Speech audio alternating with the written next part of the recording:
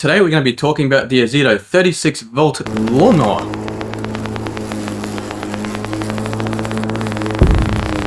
And so what are some of the benefits of this mower versus the small one, or even versus other brands?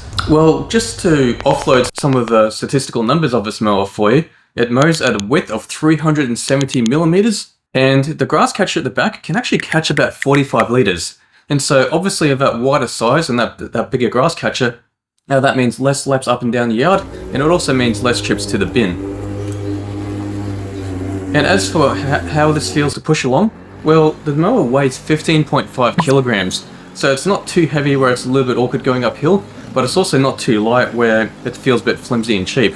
And now let's move on to the noise level. And so just with any mower, whether it be electric or petrol, you will need a set of these. And so this runs at 96 decibels, so it is much quieter than a petrol mower. And if you want a real world equivalent for how loud this thing is, it's probably similar to your household vacuum cleaner. But as for the issue that most of you are probably worried about, does it have a decent amount of power? Well, using this as opposed to a petrol mower, I find that it probably has about 80% of the power of a petrol mower when the petrol mower is running at full throttle. And so, if you're in a situation where you're constantly dealing with overgrowth and you're needing to run your mower at above 80%, I might be a little bit iffy about getting this battery version. However, if you're pretty much running the throttle usually at about 50%, well then this battery version would clearly be a better choice for you.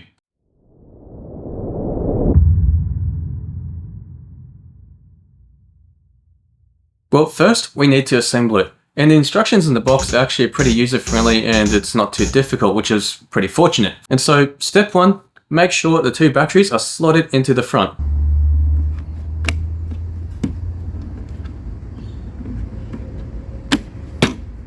Then step two is to squeeze that little safety button here. And then step three is, while that's pressed in, is to squeeze the trigger. And then you'll be able to find that you can release the safety and it'll continue to run.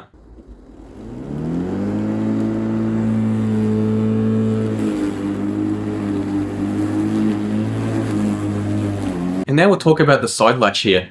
Now this easily allows you to adjust the height. And as you can see, mower goes up, mower goes down, mower goes up, and it can cut between 2.5 centimeters off the ground to 7.5 centimeters. Now let's tip this thing around and take a bit of a look underneath. As you can see, there's nothing too unexpected here.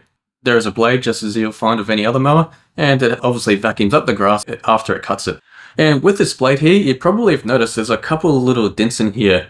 And this is due to the fact that I've hit my fair share of unexpected rocks that are hiding in overgrown grass.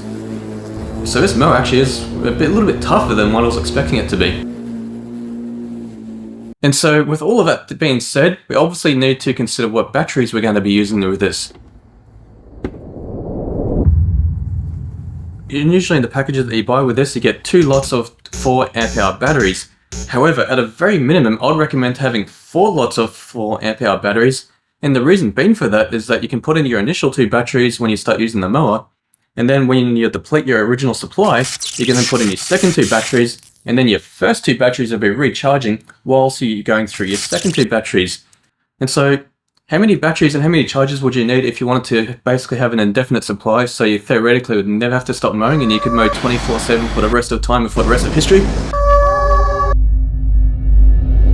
Well, for that, I'd say at a very minimum, you'd need 6 of these 4 amp hour batteries, and you'd need 3 battery recharges as I have on my wall here. However, that's only if you want to have an infinite time supply. If you have a medium-sized yard, 4 times 4 amp hour batteries will be plenty enough for you. Now, I know these batteries seem pretty expensive, but when you consider that electricity out of the wall outlet, or even out of a solar panel, is considerably cheaper than fuel, you'll find that you actually make your money back pretty quickly. And I've actually had some of these 4 amp hour batteries for approximately about 6 years now, and they're still functioning as though they're as good as new. So financially, I'm very confident that I'm sort of in a better position than I would have been if I decided to purchase a petrol mower.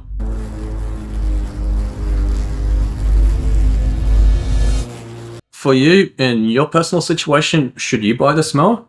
Well, if you have a tiny yard, I'd say just stick with the 18V version and just have one 4 amp hour battery, and that'll be easily enough for you.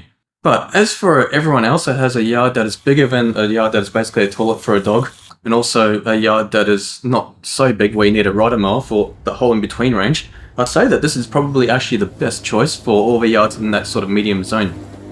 And I say this because in the long run you will be saving money as far as the energy costs required to actually cut the grass, and that's also factoring the initial upfront cost of the batteries and the electricity they need to recharge those batteries versus what it would cost in petrol in the long run. And so if that category I've just described does describe the situation that you're in, I'd say yes, definitely go ahead and get this, but just with a little side warning of not just relying on having 2 batteries. At a very minimum, you want to be having 4 batteries so you can continue to mow after you've depleted your initial 2. So that's pretty much everything I have to say about the mower. So thanks for sticking with this review and guide all the way to the end. And if you have any questions, thoughts, queries, or worries that you want to mention, please feel free to put it in the comments. Thanks, guys. Bye.